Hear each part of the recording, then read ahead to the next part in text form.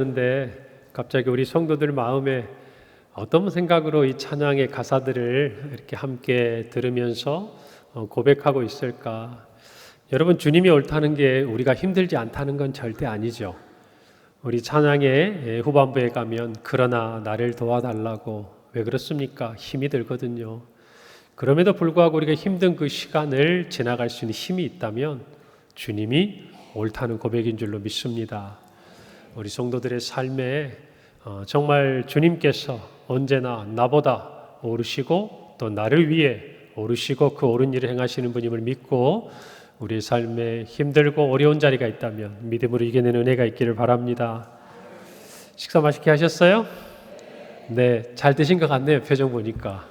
네, 오늘 떡도 받으시고 드시고 또 찰밥에 제가 우리 식당 봉사하시는 장로님하고 또 우리 집사님들, 권사님께 여쭤보니까 우리 성도들이 찰밥을 이렇게 좋아하신대요. 그래서 찰밥을 이렇게 얹는 날에, 얹힌다 그러나요? 이렇게 하는 날에는 평소보다 많이 하신답니다. 그래서 소화도 잘 되고, 그래서 아마 우리 성도들이 많이 드신다 생각하니까 좋더라고요. 그래서 일주일에 한 번, 참 저도 생각해보면 이렇게 가족들하고 한 자리에 앉아서 식탁을 다 온 가족이 마주하는 게 이제는 쉽지가 않아요.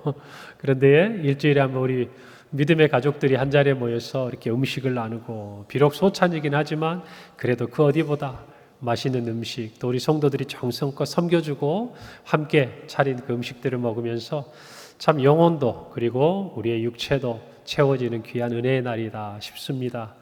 여러분 건강하시고 또 은혜 가운데 충만하셔서 평강교회 식사 오래오래 하시기를 바랍니다. 네. 지난주 공동회를 통해서 우리 두 분의 안수 집사님 또 14분의 우리 시무 권사님 이제 임직이 되셨습니다. 저희 교회 임직은 당회에서 1차적으로 이제 그 요건이 있죠. 등록하신 지 얼마 되시고 그 다음에 봉사 연한이 어느 정도 되고 그거는 그때마다 저희들이 이제 시행세칙에 준하고 또 당회와 또 교회 현실에 따라서 이렇게 당회에서 기준을 정합니다. 그리고 이제 추천을 하면 1차적으로 저희들이 추천한 사람들의 동의를 받아요. 제가 그렇게 한 이유는 뭔가 하면 직분을 사모해야 합니다. 물론 어떤 분들은 내가 아직 부족하다고 해서 사모하는 마음이 없어서가 아니라 아직은 내가 평강교회에 그 직분을 받기에 부족함이 있습니다 라는 마음으로 이렇게 사양하시는 분도 계십니다. 존중합니다. 그래서 그분들은 저희가 일부러 추천하지 않아요. 그 마음도 언젠가 하나님 또 교회를 더 섬기고 사랑하는 마음으로 바꾸어 주실 것을 생각하기 때문이고 또 그 마음도 귀하기 때문입니다. 어쨌든 이번에 저희가 그렇게 했고 우리 교우들이 부분들이 이렇게 동의를 다 해주셨는데 정말 3분의 2가 필요 없을 만큼 그 이상으로 더 높게 잡아도 될 만큼 거의 대부분의 성도님들께서 많은 분들이 이렇게 동의를 해주셨어요. 사실 교회에서 임직자를 세운다는 게요, 여러분 담임 목사님 저 입장이나 당회원들 입장에서는 적지 않은 부담이 됩니다. 그래서 금요기도회나 새벽기도 오시는 분들은 아시겠지만 제가 늘 기도하는 게 그거였어요. 이 임직을 세우는 일이 얼마나 귀하고 좋은 일입니까? 그러나 이 일을 통해서 실족하는 영혼이 없도록, 실족하는 사람이 없도록 하나님 도와주세요. 왜냐하면 거기에 정말 함께 추천을 받은 모든 분들 한 분 한 분이 우리 교회는 꼭 필요한 분들이고 또 꼭 귀한 분들이기 때문에 그래요. 이번에 피택 받은 분들뿐만 아니라 스스로 또 아직은 부족하다 여기고 또 다른 사람들에게 사역의 자리를 이제는 내가 양보하고 싶다 하신 그 마음도 저는 우리 교회에 꼭 필요한 마음이고 귀한 마음이라고 생각을 합니다. 하나님께서 우리 교회 안에 이런 마음들이 하나하나 모이니까 제가 좋아하는 말, 어떤 일이 일어나요? 영적인 선순환이 일어납니다. 교인들의 마음이 하나가 되면 어때요? 행복해지는 거예요. 건물이 크고 성도가 많고 물론 이것도 좋겠습니다만은 제가 보니까 우리 교회 성도 정도의 우리 규모 정도가 제일 좋은 것 같아요. 이런다고 해서 부흥하지 말자는 얘기는 아닙니다. 제가 처음에 위임을 받을 때가 2021년 제가 11월 1일부로 이제 제가 부임을 하고 위임은 그 다음에 2월 26일이더라고요. 제가 아무 생각 없이 집에 수건 하나 들었는데 위임식 때 수건이었어요. 제가 아직도 집에 있는데 보니까 2022년 2월 26일 오후 2시 근데 제가 이걸 딱 보는 순간, 내 일부러 이렇게 맞췄나? 이 생각이 드는데, 뭐 22일은 이제 평일이니까 안 되지만, 그것도 신기하더라고요. 근데 그때 이제 제가 전에 섬기던 교회 이제 담임 목사님께서 오셔서 말씀을 전해주셨잖아요. 그러면서 저한테 이제 평강교회 성도가 몇 명쯤 되냐 물어보셔서 이제 그 당시 숫자로 저희가 이제 1000여 명이 넘어가는 숫자가 좀 있습니다. 그랬더니 그때가 참 목회하기 제일 좋을 때다 이렇게 얘기를 하시더라고요. 우리 작년 이제 아이들 뭐 빼고 이렇게 쭉 받은 명부들 포함하고 해서 하셨는데 어쨌든 우리 교회가 정말 이렇게 하나가 되어가고 또 서로가 사랑하고 또 정말 하나하나 회복되어가는 모든 모습이 하나님 보시기에도 기뻐하시지 않을까. 그것이 이번 우리 임직의 과정에도 또다시 표현된 게 아닌가 싶은 마음이 들어서 우리 당회를 대표해서 우리 성도들에게 감사의 마음을 드립니다. 교회 안에는요 다양한 사람이 모입니다. 아마 우리 교회도 제가 처음 오기 전 만 4년 전인데 그때보다 많은 분들이 새로운 얼굴이 보이기 시작할 거예요. 우리 은퇴 장로님들께서 그런 말씀하세요. 가끔 올라가면 목사님 식사하러 식당에 내려가면 모르는 분들이 너무 많아요. 그분들 평생 우리 교회를 섬겨오신 분들인데 그런 얼굴들 하나하나가 반가우신 거죠. 남녀노소 또 부자 가난한 자 또 모태신앙부터 오랜 신앙생활을 함께한 자, 또 이제 예수를 믿어 처음 걸음을 떼고 있는 우리 성도들, 또 우리 교회 20년, 30년 그 이상을 함께하신 성도들, 또 신앙생활을 하셨지만 또 새롭게 이사를 오시거나 또 이 근처에 오셔서 우리 교회의 성도가 되시고 가족이 되신 성도님들, 여러분 참 다양한 분들 우리 교회 가운데 계세요. 그런데 오늘 성경에 보니까요, 교회 안은 크게 두 부류의 성도들이 있다라는 것을 우리가 알 수 있는데, 우리 1절에 보니까 믿음이 강한 우리는 마땅히 믿음이 약한 자의 약점을 담당하고 자기를 기쁘게 하지 아니할 것이라. 믿음이 강한 자와 믿음이 약한 자, 이건 좀 상대적인 개념이에요. 어느 정도 이상은 강한 자, 어느 정도는 약한 자가 아니라 어떤 상황에서 우리가 믿음이 강하다고 생각했지만 우리보다 더 믿음이 강한 사람들의 그 모습을 볼 수도 있는 거고, 또 약하다고 생각했는데 나보다 더 연약한 사람의 모습을 보기도 하는 곳이 바로 교회입니다. 그러면 믿음이 강한 자와 약한 자, 사도 바울은 로마교회에 편지하면서 어떤 의미로 이런 것들을 기록하고 있을까? 우리 로마서 앞에 있는 14장 1절부터 3절을 보면 이게 구체적으로 어떤 것을 나타내고 의미하는지가 기록되어 있어요. 제가 한번 읽어봅니다. 믿음이 연약한 자를 너희가 받되 그의 의견을 비판하지 말라. 어떤 사람은 모든 것을 먹을 만한 믿음이 있고 믿음이 연약한 자는 채소만 먹느니라. 먹는 자는 먹지 않는 자를 업신여기지 말고 먹지 않는 자는 먹는 자를 비판하지 말라. 이는 하나님이 그를 받으셨음이니라 라고 이야기를 합니다. 다시 말하면 그 당시에 만연했던, 꼭 로마뿐만 아니라 고린도 교회도 마찬가지고, 우상의 제물을 놓고 이것을 신앙의 기준으로 비추어서 먹어야 하느냐 또는 먹지 말아야 하느냐, 꼭 그것뿐만이 아니라 여러 가지 부분에 있어서 믿음이 강한 자는 어떤 특징을 가지고 있냐면 그 현상에 대해서, 그 일에 대해서 분명한 자기의 신앙적인 기준을 가지고 있는 사람이에요. 그래서 그것이 하나님께 더 한 걸음 가까이 있는 사람. 그래서 어떤 사람은 그 고기, 음식을 먹으면서도 모든 것을 하나님께서 만드시고 허락하셨기 때문에 감사함으로 받는 사람이 있고, 어떤 사람은 이래도 되나 싶은 게 있는 거예요. 왜요? 이제 하나하나 알아가니까.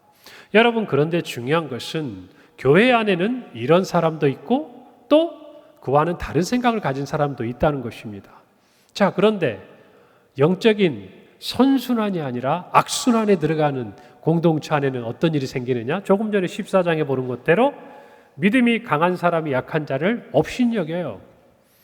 그리고 믿음이 약한 자는 어떻게 합니까? 강한 자를 비판합니다. 이런 일들이 일어나는 거예요. 그러나 여러분, 영적인 선순환이 일어나는 교회는 어떻게 되나요? 오늘 1절 말씀의 모습이 나타난다는 거예요. 뭐죠? 믿음이 강한 사람이 약한 자의 약점을 담당한다. 이게 뭐냐면 그 짐까지 내가 짊어진다라는 의미를 간직하고 있는 것입니다. 여러분, 우리가 어떤 교회 일들을 행하고 모든 것을 할 때 당연히 누군가는 교회의 상황이나 교회의 문화나 우리 교회의 역사나 모든 것을 잘 아는 분이 있습니다. 그러나 그것에 대해서 잘 모르는 분들이 와서 궁금할 수 있어요. 이거는 왜 이렇게 합니까? 이거는 왜 이렇게 합니까? 여러분, 그럴 때 어떻게 해야 합니까? 하나하나 가르쳐 줘야죠. 기다려 줘야죠. 그리고 그 짐을 함께 져줘야죠. 여러분, 그것이 우리에게는 필요하다는 것입니다. 이번에 임직자로 이제 성도들의 선택을 받고 또 앞으로 우리가 교회 창립 기념일에 앞에 두고 저희들이 임직식을 할 계획인데요. 그 모든 과정을 지나가면서 그분들은 마음의 생각을 하셔야 돼요. 난 아직도 약하다. 난 아직도 부족하다. 그 마음이 필요합니다. 겸손한 마음이 필요해요. 그러나 또 한 가지 마음이 준비돼야 돼요. 그건 뭐냐면 내가 우리 교회 안에 나보다 연약한 자의 그 약한 부분을 대신 져줘야겠다. 담당해야겠다. 이 마음을 가지셔야 돼요. 그것들을 판단하고 비판하고 업신여기는 게 아니라 내가 알기 때문에, 내가 가지고 있기 때문에, 내가 오래 신앙생활을 했기 때문에 그들을 판단하는 것이 아니라 그들의 약한 부분을 대신 져줘야겠다. 그런데 오늘 1절에 우리가 주목할 단어가 뭐냐면 마땅히 믿음이 약한 자의 약점을 담당해라 그랬어요. 당연하다는 거예요. 이론의 여지가 없다는 거예요. 그것이 그렇게 자랑할 게 아니라는 것이에요. 왜냐하면 그 믿음이 누구로부터 시작됐습니까? 우리부터 시작한 게 아니에요. 은혜로부터 시작한 거예요. 하나님께서 우리에게 주신 거예요. 우리도 믿음이 약할 때가 있었어요. 그런데 하나님의 은혜로 우리가 믿음이 강한 자의 자리까지 성숙하고 성장해 간 거예요. 그러므로 우리 또한 다른 사람들의 성장과 성숙을 도와야 한다는 것입니다. 그것을 바울은 단적으로 이렇게 표현합니다. 약한 자의 약점을 담당한다는 것은 자기를 기쁘게 하지 않는 것이다. 자기를 기쁘게 하지 않는. 자기 마음 편하게 하자고 다른 사람 마음 불편하게 하지 않는 것이다. 내 자유를 누리겠다고 다른 사람이 실족하도록 내버려두지 않는 것이다. 여러분, 그것이 바울이 이야기를 하고 있는 것입니다. 여러분, 믿음이 강한 자는 어때요? 힘이 있죠. 설득력이 있어요. 왜요? 믿음에 대해서 많은 것들을 경험하고 알기 때문이에요. 그래서 그들이 어떤 이야기를 하면 믿음이 약한 자는 거기에 대항을 하거나 반박을 하거나 본인이 약한 부분을 강하게 이야기하기가 쉽지 않아요. 그렇기 때문에 위축되기 쉽죠. 그래서 사실은 말을 할 수 있는 게 여러분 권력이에요. 힘이에요. 여러분, 예배 시간에 제가 그것을 권력이라고 생각하지 않지만 제가 무슨 말 해도 여러분 들어야 되잖아요. 그죠? 들어야 돼요. 그러나 저의 말이 아니라 하나님의 말씀으로 듣고 있는 거죠. 마찬가지예요. 왜 그렇습니까? 여러분이 그것을 저에게 인정해 주기 때문이고 하나님이 부여해 주시기 때문이에요. 그런데 교회 안에서도 믿음이 강한 사람에게는 그와 비슷한 영향력이 주어지는, 그럴 때 그 사람이 그것을 어떻게 사용하느냐가 중요한 거예요. 나를 기쁘게 할 거냐? 아니면 약한 사람들을 배려할 거냐? 내가 할 수 있는 것도 공동체 연약한 자들을 위해서 절제할 거냐? 아니면 내가 원하고 내가 편한 대로 익숙한 대로 그저 행할 것이냐? 바울은 고린도전서 10장 33절에서 이렇게 말합니다. 나와 같이 모든 일에 모든 사람을 기쁘게 하여 자신의 유익을 구하지 아니하고 많은 사람의 유익을 구하여 그들로 구원을 받게 하라. 여러분, 최대 다수의 최대 행복, 공리주의의 어떤 대표적인 말이죠. 성경은 그걸 이야기하고 있는 게 아니죠. 모든 일에 모든 사람을 기쁘게 하는 이유가 있어요. 우리의 유익을 구하지 않고 많은 사람의 유익을 구하는 이유가 있어요. 그건 무엇이죠? 그들로 구원을 받게 하려고. 여러분, 이 목적을 위해서 우리는 하나가 되어서 나아가야 한다는 거예요. 바울은 고린도전서 9장 22절에 약한 자들에게 내가 약한 자와 같이 된 것은 약한 자들을 얻고자 하며 내가 여러 사람에게 여러 모습이 되었다라고 말합니다. 공감하는 거죠. 공감하는 거예요. 그 자리로 찾아가는 거예요. 눈높이를 낮추는 거예요. 여러분, 그래서 조금 전에 찬양의 고백처럼 하나님 우리를 낮추실 때는요, 그곳에서 보이는 세상이 있어요. 여러분, 건강할 때는 절대 안 보여요.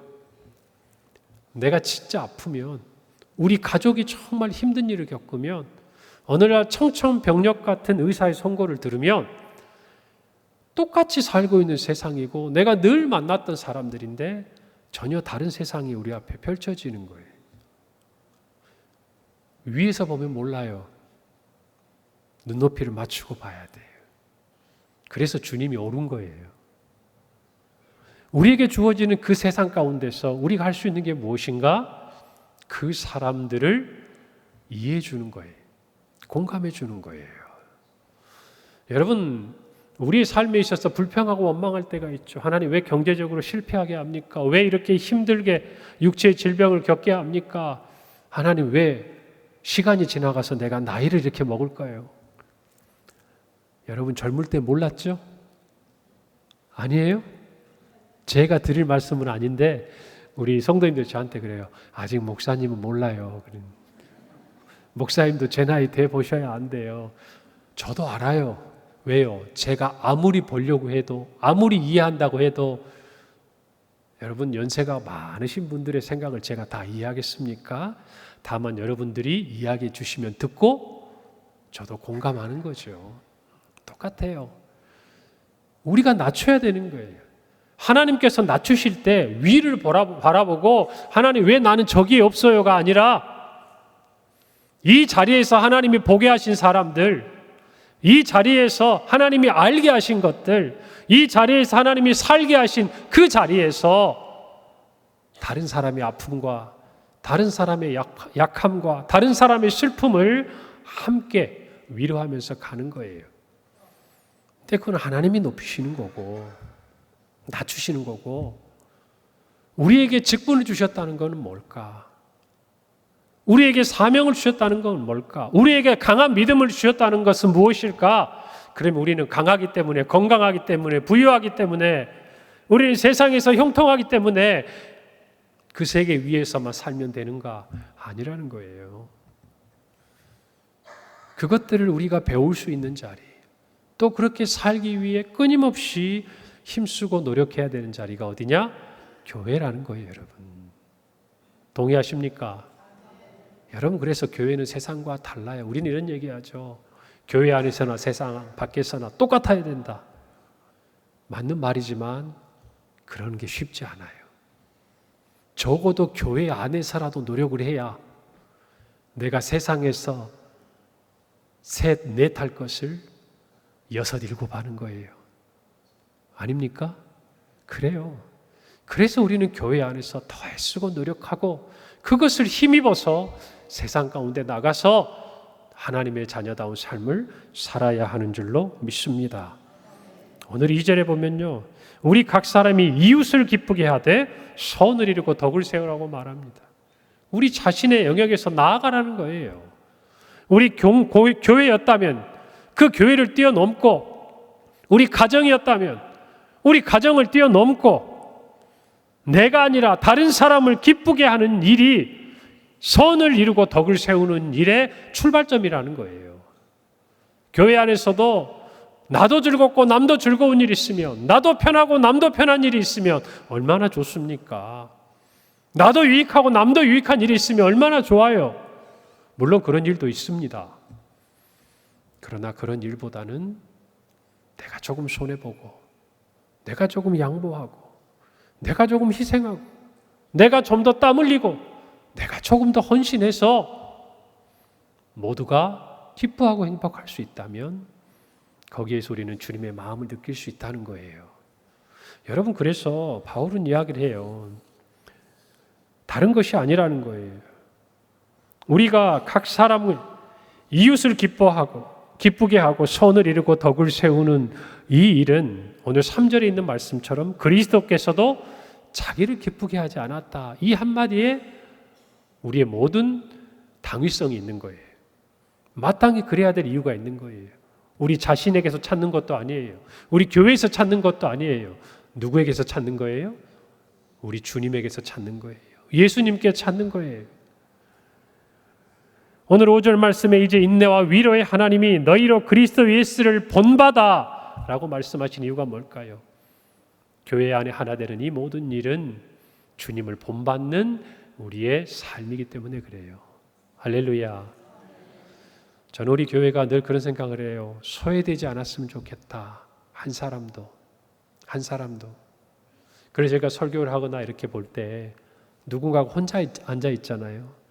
그렇게 마음이 쓰여요. 솔직히 말하면. 혼자 앉아 있는 게 제가 그렇게 마음이 쓰인다고요. 근데 그분이 얼굴을 잘 모르는 분이에요.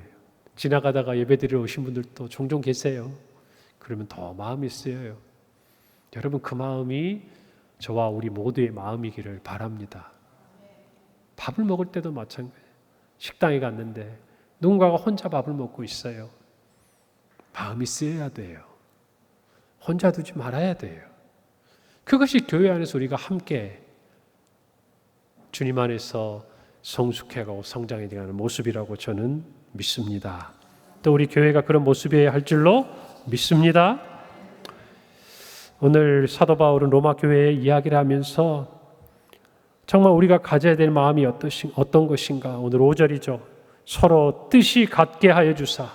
6절에 한 입으로 하나님 곧 우리 주 예수 그리스도의 아버지께 영광을 돌리게 한다.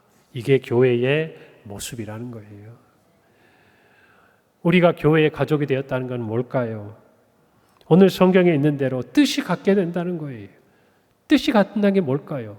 신앙생활을 함에 있어서 같은 확신, 같은 생각을 갖게 된다는 거예요.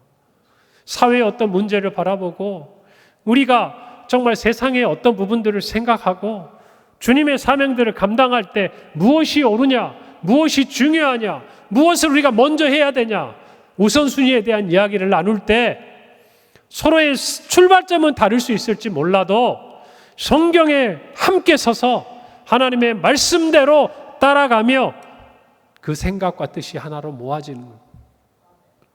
사람의 생각이 아니라 말씀대로. 여러분, 그것이 교회의 모습이어야 하는 거예요. 그래서 한 마음이 돼요. 뜻이 같아지면, 방향이 같아지면 어떻게 돼요? 마음이 모이는 거예요. 안타깝게도 대한민국이 이번 월드컵 32강에서 탈락했다는 소식을 제가 2부 예배 마치고 내려갔더니 누군가가 친절하게 제 문자로 보내주셨어요. 모르셨어요? 네. 여러분, 근데 이런 결과가 나올 수밖에 없는 원인을 어디서 찾아야 될까요? 한 마음이 안 되는 거예요. 같은 것을 바라봐야 한 마음이 돼야 될 텐데 다 다른 생각을 가지고 있는 거예요. 선수들대로 국민들이 열심히 응원을 했지만 하나가 안 되니까 그라운드 안에서 각자 다른 모습들이 나타나는 거 아니겠어요? 교회도 마찬가지. 우리가 방향을 딱 설정이 제대로 되면 마음이 하나가 모아지는 것이죠. 그리고 나서 한 입으로 영광을 돌린다는 게 뭐겠어요? 같은 신앙의 고백을 하는 거예요. 우리 모두가 오직 예수 그리스도가 어떤 분인지, 하나님이 어떤 분인지, 교회는 어떤 것인지, 교회의 사명은 무엇인지 우리 모두가 동일한 신앙의 고백을 가지고 나아가면 믿음이 약한 자는 믿음이 강한 자가 되고, 믿음이 강한 자는 또 믿음이 약한 자를 이끌어주고, 그러면서 교회가 날로 든든히 서가는 거 아니겠습니까? 오늘 저와 여러분이 그런 마음을 갖기를 바랍니다. 오늘 7절에 그러므로 그리스도께서 우리를 받아 하나님께 영광을 돌리심과 같이, 기준은 예수 그리스도예요. 본은 예수 그리스도예요. 우리에게 요구하시는 분명한 메시지가 있습니다. 너희도 서로 받으라 그랬어요. 믿음이 강한 자는 약한 자를. 근데 저는 한 가지를 더 말씀드리고 싶어요. 믿음이 약한 자도 믿음이 강한 자를 받으셔야 합니다. 교회의 질서에 순종하셔야 돼요. 주님께서 머리 대신 이 교회의 질서를 따라 성도들이 모든 생각을 합하여 그분들에게 직분을 드리고 교회 일을 감당하도록 하셨습니다. 여러분의 눈에 비록 부족해 보일 수 있어도 그는 하나님이 교회에 세우신 사람이에요. 서로 받아야 돼요. 그래야 선순환이 일어나는 거예요. 서로. 믿음이 강한 자는 자신이 마땅히 해야 할 일을 하고, 믿음이 약한 자는 또한 그 권위에 순종하고 자기들이 해야 할 일에 힘을 쓰면 예수 그리스도를 본받는 아름다운 교회의 모습이 되는 겁니다. 우리 모두가 그런 교회로 세워져 가기를 바랍니다. 우리 서로 받읍시다. 지금 모습은 우리 누구도 성숙하고 완전한 할 수 없어요. 늘 부족합니다. 그러나 교회라는 이 평강교회라는 아름다운 주님의 공동체가 서로 받아주면, 서로 그 약한 부분을 담당해주면, 서로 자기를 기쁘게 하지 않고 타인을, 지체를 기쁘게 하는 마음으로 받아주면 하나님이 기뻐하시는, 그리고 주님의 사명을 감당하는 우리 평강교회가 될 줄 믿습니다. 전에도 그러했고 지금도 그러하고 앞으로도 그러한 우리 교회가 될 줄 믿습니다. 그런 의미에서 근본 임직자로 세움받은 모든 분들은 이 마음을 잘 다시 한번 간직하시기를 바랍니다. 기도하겠습니다.